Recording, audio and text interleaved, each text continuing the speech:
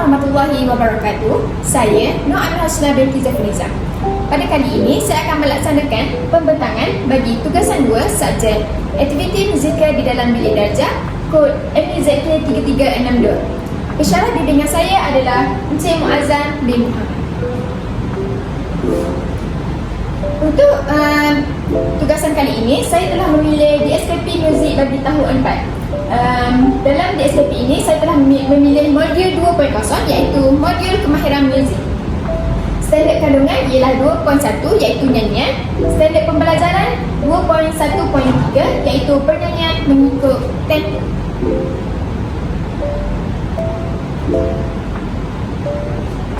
Seterusnya pengenalan.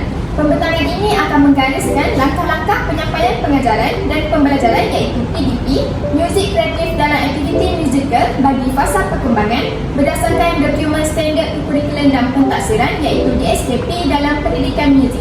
Fokus ini akan diberikan kepada standard kandungan nyanyian iaitu mengikut tempo yang telah ditetapkan. Okey, pada tugasan kali ini saya telah melaksanakan tugasan muzik. Seperti mana yang kita tahu, bagi subjek muzik di sekolah rendah, kebiasaannya masa yang diperuntukkan adalah selama 30 minit sahaja. Jadi, untuk pengenalan saya hanya mengambil masa dalam 5 minit untuk memberi penerangan kepada murid-murid. Aktiviti pertama iaitu pengenalan konsep tempo. Guru menerangkan maksud tempo menggunakan istilah muzik seperti largo iaitu perlahan, largo cepat dan sebagainya. Guru memaparkan simbol dan istilah yang berkaitan dengan tempo. Tujuan pengenalan ini adalah memastikan murid memahami konsep tempo dalam muzik. Contohnya laju dan perlahan. Jadi apabila saya melakukan pengenalan terlebih dahulu, murid dapat membayangkan apa yang ingin dipelajari pada hari tersebut. Seterusnya, bagi aktiviti kedua adalah tepuk tangan mengikut tempo. Aktiviti ini, dengan latihan tepuk tangan ini, ia boleh memberi pengenalan kepada murid untuk mengetahui apa itu maksud tempo. Saya sebagai cikgu perlulah memberi aktiviti yang mudah terlebih dahulu kepada murid supaya murid dapat memahami konsep tempo itu. Latihan dengan menepuk tangan mengikut tempo tertentu sama ada perlahan atau cepat. Boleh menggunakan metronom sebagai panduan. Metronom ini adalah satu alat muzik yang boleh menghasilkan tempo. Jadi dengan metronom tersebut, murid dapat lebih memahami dan dapat mendengari dengan lebih jelas apa itu tempo perlahan dan cepat. Seterusnya, aktiviti ketiga adalah aktiviti nyanyian dengan tempo berbeza.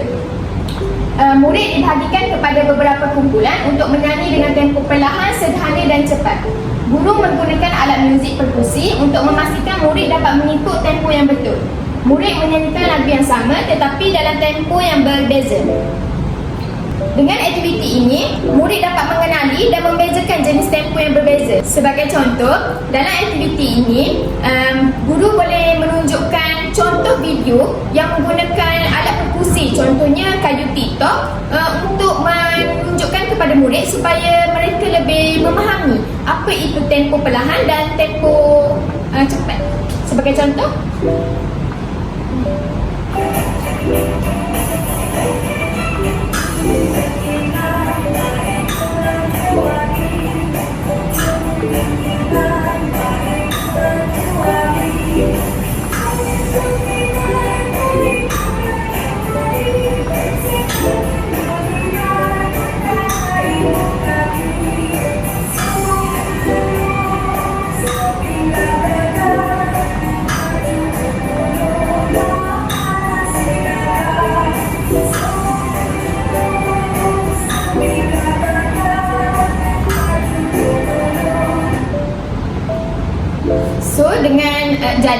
dengan melihat video yang dipaparkan oleh saya sendiri, murid dapat meningkatkan ketepatan dalam menyanyikan lagu mengikut tempo yang ditetapkan oleh guru tersebut.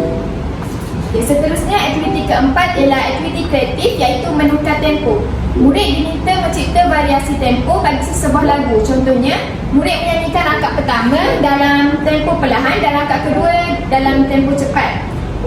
Dalam aktiviti ini, contohnya guru boleh membahagikan murid dalam dua kumpulan, contohnya lelaki dan perempuan. Jadi dalam melalui kumpulan tu, guru boleh menetapkan untuk kumpulan perempuan menggunakan tempo perlahan dan kumpulan lelaki menggunakan tempo cepat. Dengan aktiviti ini, murid boleh melakukan aktiviti penambahbaikan dengan menambah pergerakan mengikut tempo lagu. Sambil mengikut tempo lagu tu, murid juga boleh melakukan pergerakan. Jadi aktiviti ini dapat memberi kekreatifan lah kepada pembelajaran. Jadi saya akan menunjukkan contoh lagu yang saya akan paparkan kepada murid. Lagu ini adalah dalam tempo perlahan.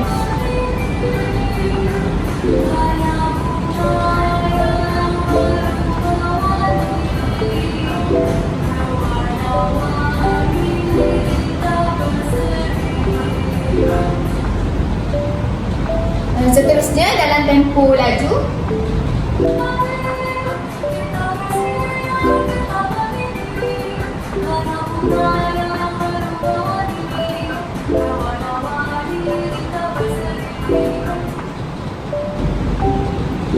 Jadi kesimpulannya adalah langkah-langkah PDP Muzik Kreatif ini memberi fokus kepada penguasaan murid dalam nyanyian mengikut tempo.